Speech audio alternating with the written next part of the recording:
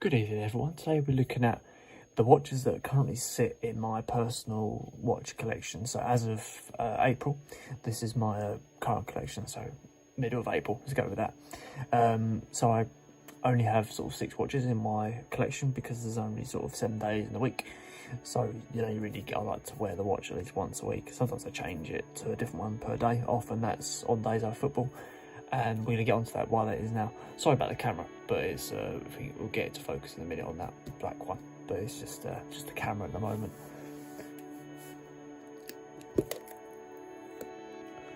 So here we go, guys.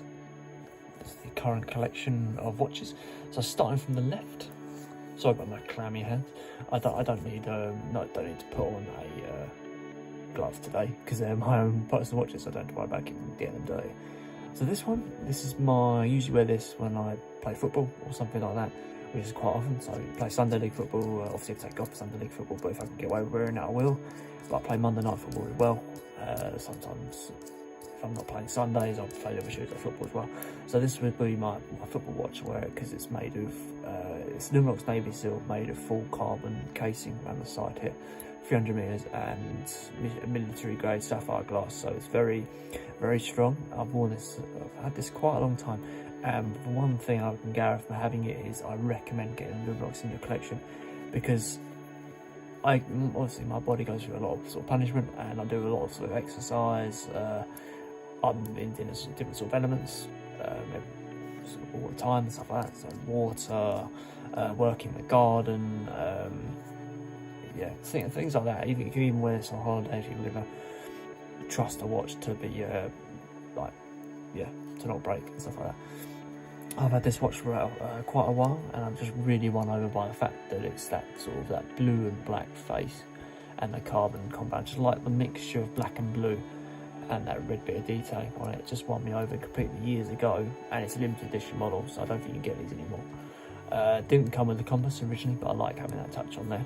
And that helps when I'm going hiking and stuff like that. So I like to use the sort of resources to hand. So that's that one. So the second one along, this one is quite a sort of special one. It's probably one of the ones I would less like to sell, probably because of sort of how much it means to my family and stuff like that. But basically this watch is a celebratory look, well, a celebration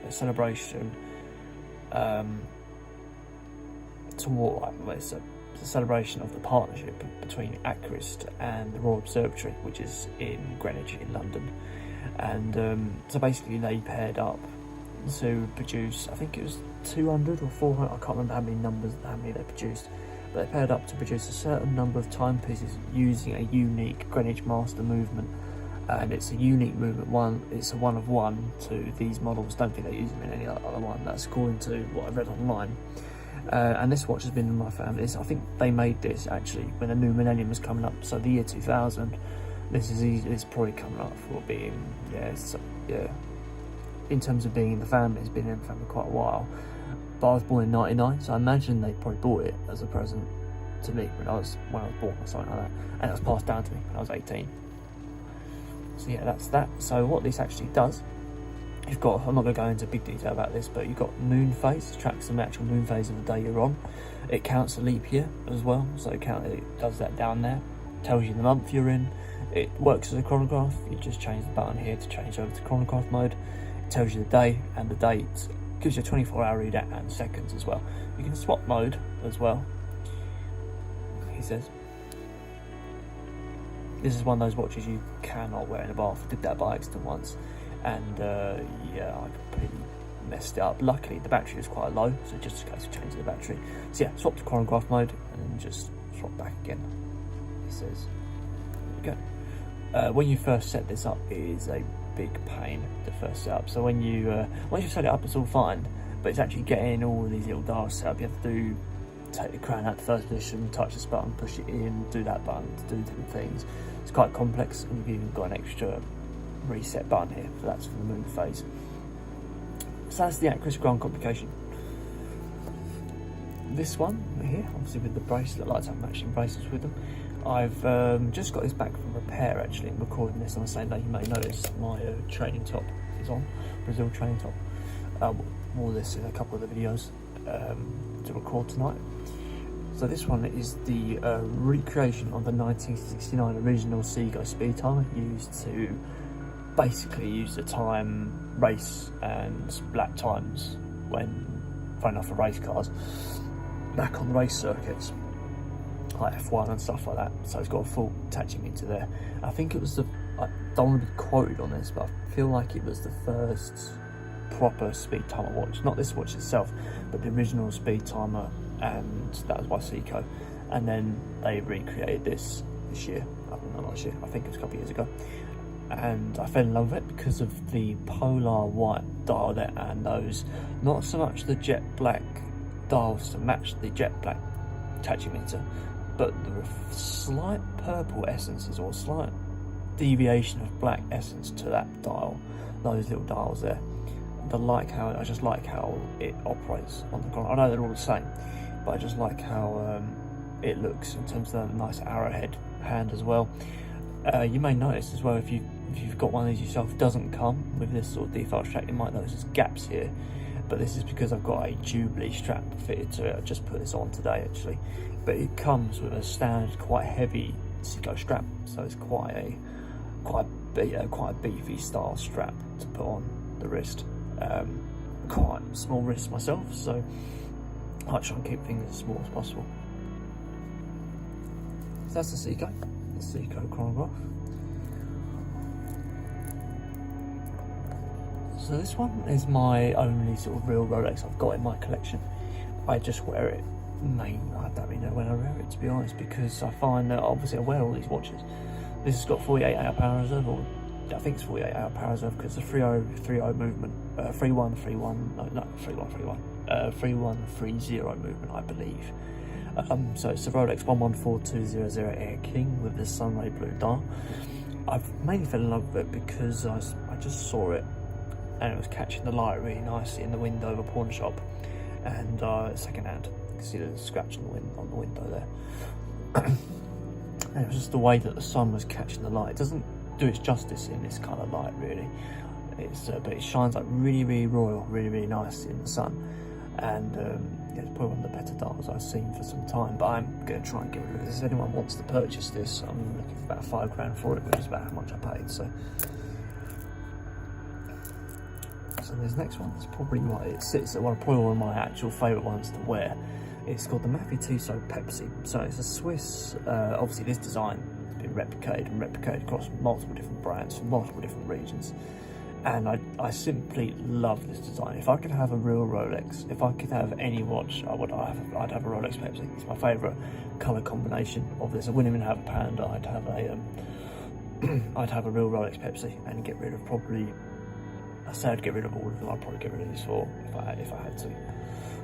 Just because of the practicality of that and the meaning of that. So, but yes, so you've got full ceramic bezel going on top here, really strong clicker as well. It's really quality, really nicely made, and I like quartz. I like it. You notice all these ones that probably got quartz movements, and that's because I like a quartz watch to have that time set when I put the watch on in the morning or something like that. I haven't got to fiddle around with it to adjust it.